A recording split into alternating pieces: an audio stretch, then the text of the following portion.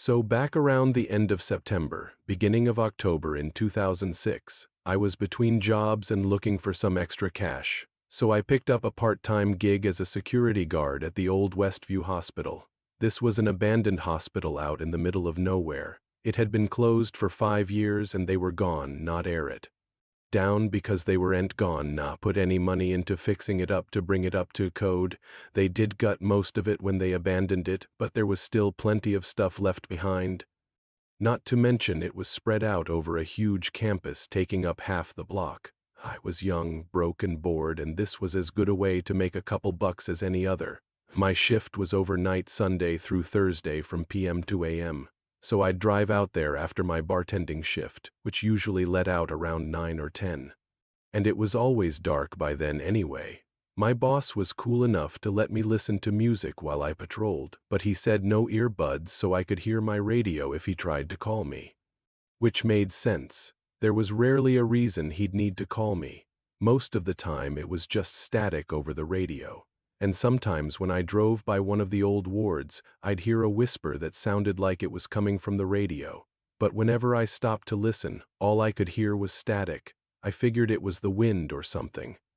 Like that, I drove past the main entrance and made my way to the north side where the old psych ward was. I parked my car and got out. As I started my rounds, I noticed a few windows that had been smashed and spray-painted skulls on the walls. But other than that, it was pretty quiet. I made my way to the front desk where I signed in and checked out the security cameras. Everything looked normal. I continued my patrol and started checking the rooms. Most of these were empty, but they were still filled with equipment that hadn't been hauled away yet.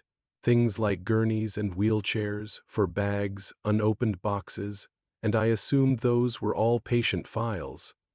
I never looked inside any of them. It was none of my business, and besides, it felt wrong somehow. I worked alone every night, but I had a radio to talk to dispatch if I needed to. And that was how it was for a few weeks. Long, boring shifts where I'd walk around making sure nothing changed from day to night. Then one night I heard something. I was on the 3rd floor by the elevators when I heard the squeak of a gurney being moved.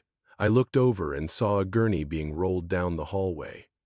And I thought, great, I'm hearing things now. I shook it off and kept walking.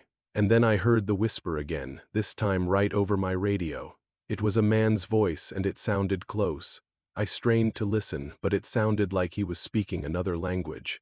Then he cleared his throat and said, "Are you there? Can you hear me?" He switched to what sounded like Russian, then back to English. "Hello? Is anybody there?" And then he was gone. I tried talking into the radio, but all I heard was static. Next night the same thing happened. I was in the same spot when I heard the gurney. I turned and saw it move by itself. Then I heard the voice again. This time he was closer. I followed the sound until I reached the stairwell. Then I heard him go up the stairs. I don't know why, but I decided to follow him. I took the stairs too at a time until I reached the 4th floor. I walked down the hall and saw a figure standing by the far wall. It looked like a man in a hospital gown. I stopped and watched him. He stood perfectly still. When I looked away for a second, he disappeared. I checked the camera feed and he was still there. I couldn't see his face because it was too dark, but it looked like he was staring directly at me. I wanted to call it in, but I knew they wouldn't believe me.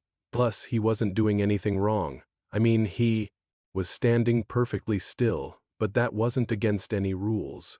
I checked back on him a few times and he was still standing there. Then he vanished again.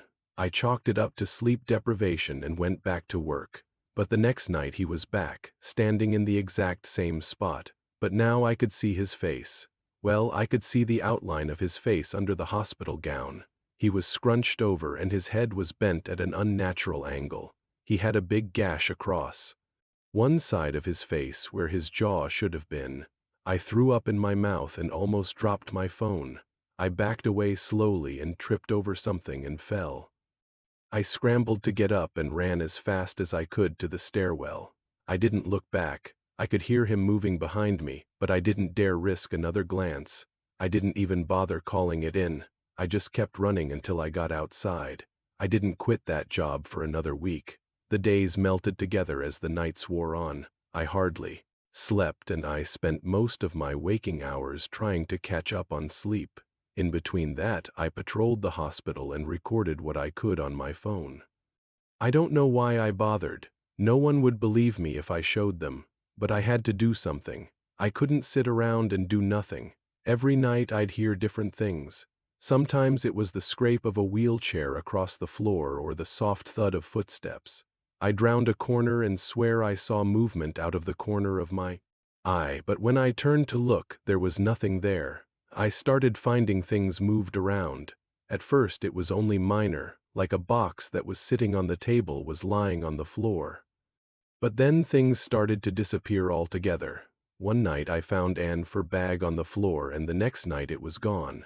I also found some gurneys moved from where I'd left them. I'd checked the blueprints to see if maintenance had moved them, but there was nothing on the schedule. I even called the number listed on the blueprints too. Ask if anyone was there working, and they'd tell me no and hang up. That was the last straw for me. I packed up my stuff and headed to the old psych ward again. I walked into the stairwell and took the stairs to the 4th floor. I stepped out into the hall and turned toward the east wing. As I passed the nurse's station, I noticed a door that wasn't on the blueprints. It was slightly ajar, and I could hear voices coming from inside. I opened the door and stepped inside. I must have blacked out for a second, because the next thing I knew, I was on my knees in a small room. The door was sealed shut and the walls were covered with scratch marks. It was some kind of padded cell. I pushed against the door and it swung open. I pushed my way through and stumbled out into the hall. I was soaked in sweat and my heart was pounding in my chest. Then I heard the voice behind me. "Well, well, well, you found us." I whirled around and saw the man in the hospital gown standing in the doorway. He had a twisted grin on his face and blood was dripping down his chin. "Hello," he said. His voice sounded like gravel grinding together. He took a step forward and held out a hand. "Come play with us." I turned and ran as fast as I could. I didn't know where I was going, but I kept running until I reached the parking lot.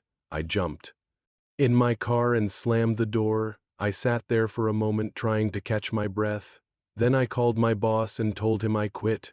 I didn't bother sticking around to clock out. I drove home without looking back. That was the last time I ever went near that hospital. Or so I thought. Fast forward to January 2017. I was going through some old hard drives and I found the video footage I'd taken on those nights. I was going to post it online, but I never finished. Anyway, I was watching it back and I noticed something. It was the night I found that cell. I was walking down the hall and talking into my phone. I was trying to explain what was going on so I could get someone to take me seriously. But I lost the recording right after I entered the room. I clicked to the next clip and it was my phone sitting on the ground outside the door. But what really caught my attention was the shadow in the doorway. I rewound it and watched it again. It was me. I was standing directly behind me and I had no idea